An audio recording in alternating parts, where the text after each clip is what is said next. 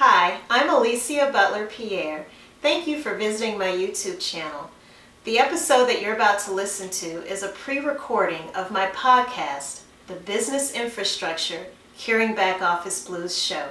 If you hear some topics that are of interest to you, you can learn more about them by reading my book, Behind the Facade, and I'll tell you more about that after the end of this episode.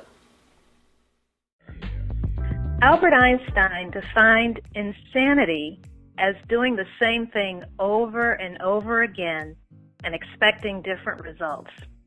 Well, today I'm going to get a little controversial in this episode and ask that when it comes to providing your product or service, that you become, frankly, insane. Because here's the thing, if you got a good thing going, you want to be able to replicate or clone your business to get the same results every single time. But in order to get those same results over and over, you need business infrastructure. Hello and welcome back to the Business Infrastructure Curing Back Office Blues show.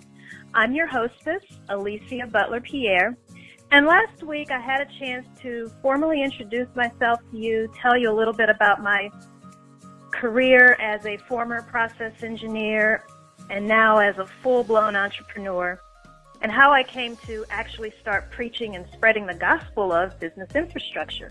So if you missed that, be sure to go back and check out that first episode. The other thing that I covered in the first episode is explaining exactly what business infrastructure actually is. So as a recap, business infrastructure, get yourselves ready for this, is a system that links a company's organizational goals with the people, processes, and tools necessary to support those goals in a profitable, scalable, and sustainable manner.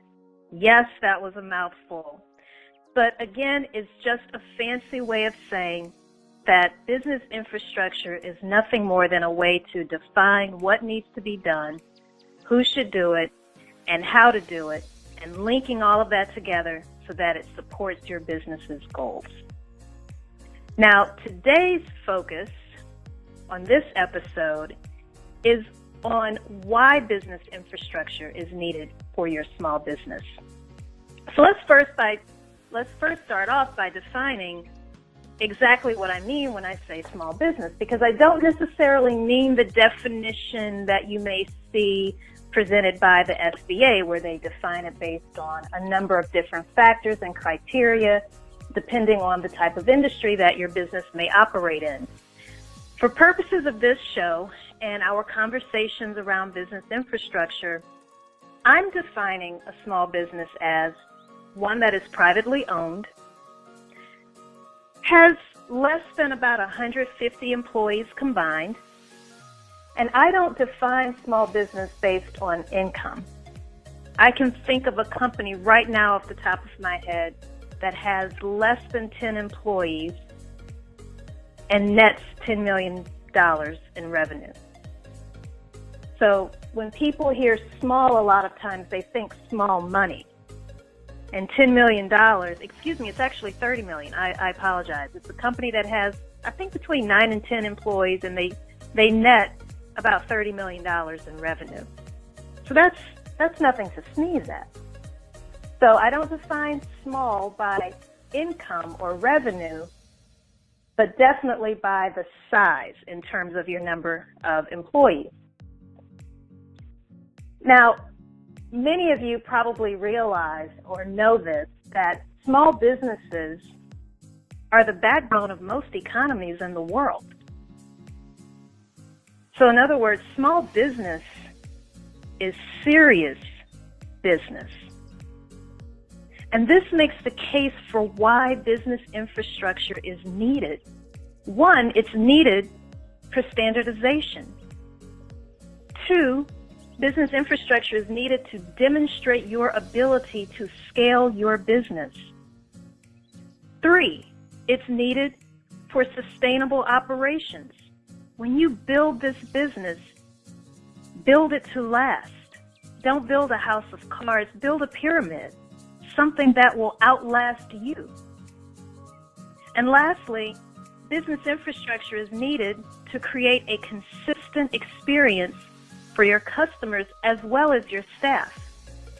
Remember when I said earlier about you need to be insane? This is a time when you want to be insane. If your customers and your staff are all singing your praises, they're having a great experience with you, they love whatever product or service you may provide them, keep doing that. And if you change it for the better. Make the experience even better. But make sure that it's consistently delivered. Now, if you are really serious about scale, then business infrastructure is an absolute must. Now, something else that I covered in the first episode was explaining what I mean by scale, because so many times when we hear people or consultants out there talk to us about scaling our businesses, they're really talking about it from a marketing perspective. In other words, they are teaching you strategies and tactics to actually help bring in more business. But what I'm talking about is scaling your business from an operational perspective. So as you grow, you're going to need more people, processes, tools. In other words, the business infrastructure. And the key is to replicate what you do best. Consistency is vital to your ongoing success, however you define success for you and your small business. But here's what I know for sure, that you have to think long-term and not short-term. Have you ever read a book called The E-Myth by Michael Gerber? If you haven't, I suggest that you order that book ASAP. And here's why. He makes an excellent case for what he defines as systematizing your business so that it can be franchised. Now, he makes the argument that even though you may not want to franchise your business, you want to be able to have your business documented and structured in such a way that as you continue expanding, it's almost like you've created a franchise model for your business. That regardless of who performs the work, the experience that your customer has will always be consistent. Now, many people think that it just isn't possible. I'll never forget, about 8 or 9 years ago, I was doing some work for a client who owned a nonprofit organization, and I had a very interesting conversation with one of his employees one day. And we were talking about business and the things that I like to talk about as it relates to business, which is about scaling, business infrastructure, operational excellence, those kinds of things. And his employee said to me, that all sounds really good, but it's virtually impossible for a small business to become a large, publicly traded enterprise in one person's lifetime. And I looked at him, and I just had to call BS on it. I just had to. And I gave him, off the top of my head, right there in front of him, the names of at least 10 well-known companies where they had actually accomplished, the original founders and entrepreneurs of those companies had actually achieved that. I want to share with you in this episode at least 2 examples of well-known products in the business world that may never have come to be were it not for business infrastructure. Here's the first example. Back in the early 80s, a man by the name of Rob Campbell made a keen observation. He was on a flight from Boston to California, and he noticed that half of the people sitting in coach, which I thought was really funny as I listened to different interviews of him telling this story. He said that's where the place where most entrepreneurs should be sitting is in Coach. But he noticed that half of the people sitting in Coach were all wearing business suits, fumbling through their briefcases, tinkering with these transparency slides for their presentation. Now, some of you may not be old enough to remember the days of having to give presentations using transparency slides, but believe me, it could become very cumbersome. Now, out of Rob Campbell's own frustration and seeing a need for people to be more efficient in producing graphical presentations, the idea for PowerPoint was born.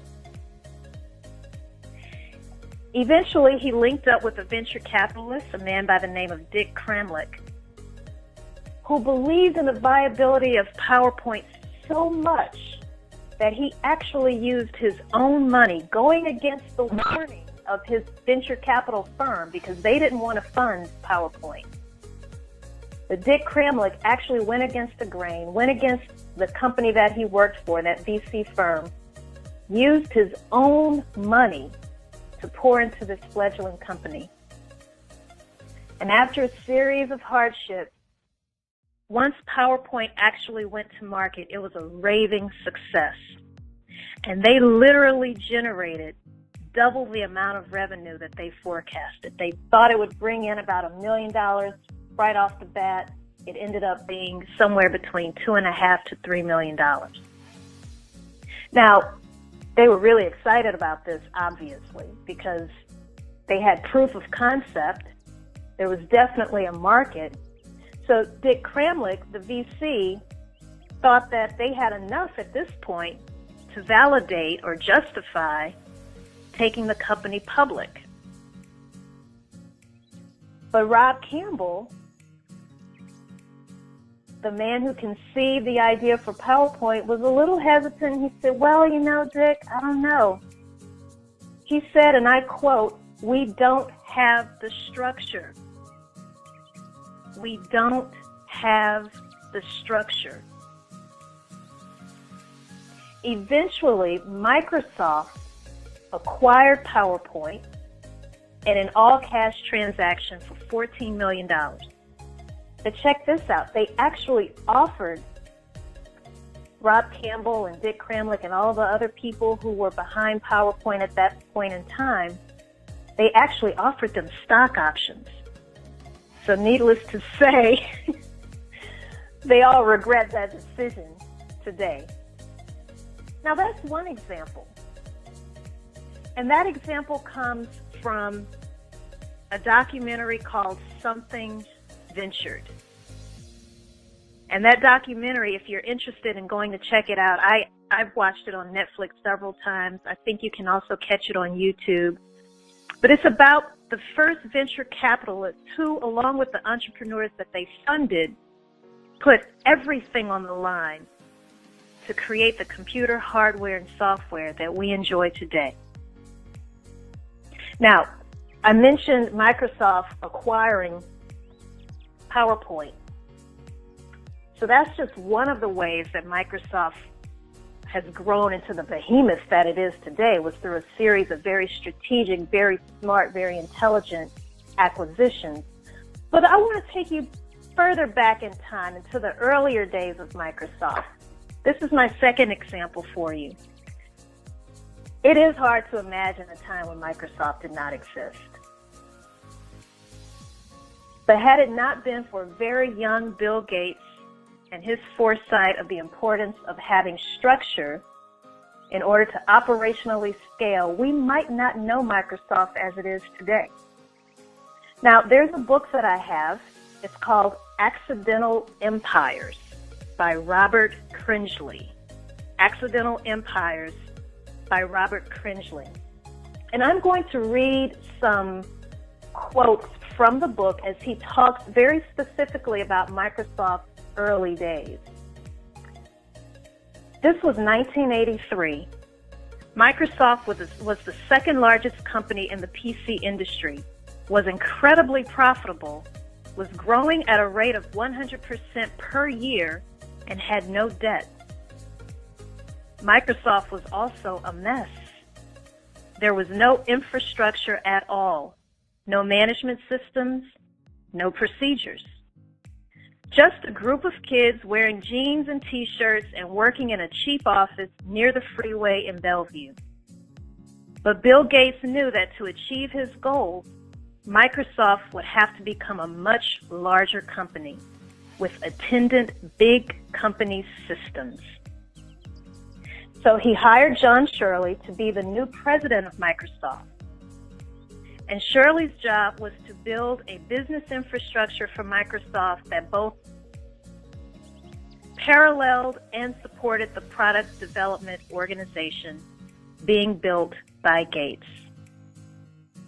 And ladies and gentlemen, once that was in place, they began expanding their operations overseas, and the rest is history. I hope that these two examples not only serve as proof of the power of business infrastructure, but also to motivate you to expand your own business. It's not elusive. Now, it's not quick and easy, and at times it can be downright painful, but it can be done, is the point.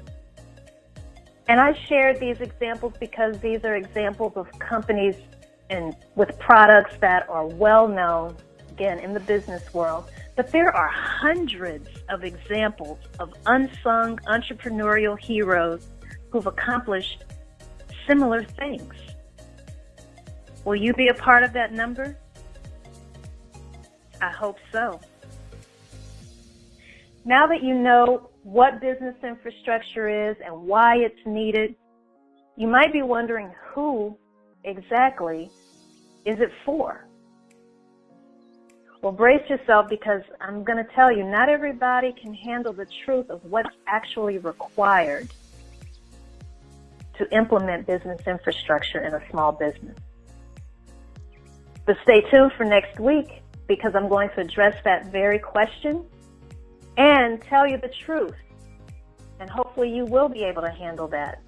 But in the meantime, as you know by now, processes are indeed a critical component of business infrastructure in addition to people and tools. Processes describe how to do things so that your product or service is delivered consistently, regardless of who does that work to produce it. Now, if you go to processforcashflow.com, that's processforcashflow.com, I've provided a free report for you that you can download. It's called How to Use Business Processes to Increase Cash Flow. Now, in this free report, you're going to get a sneak peek into how processes are used in creating business infrastructure for a business. I actually profile an entrepreneur in San Francisco, and you're going to be able to go on that journey with her as she specifically uses a process to solve a cash flow problem that she's having in her business. Now, in doing so, she's also not only creating a process, but she's also applying some principles of business infrastructure as well. So why don't you go ahead and check that out. Again, the website is processforcashflow.com. And as always, you can connect with me on LinkedIn and Twitter. Just look for me at Alicia Butler Pierre. Again, that's Alicia Butler Pierre. Feel free to connect with me, direct message me, any questions that you may have, topics that you might like to see me address in future episodes. And before I close, just remember, don't forget to be insane. Seriously, it might just be the thing needed to take your business to the next level. See you next time. Thank you for tuning in. I hope you enjoyed what you heard. If so, be sure to like the video and be sure to subscribe so that you'll be the first to know when our next episode airs. And remember, If there are topics that you want to learn more about, you can do that by reading my book, Behind the Facade. I'll see you next time.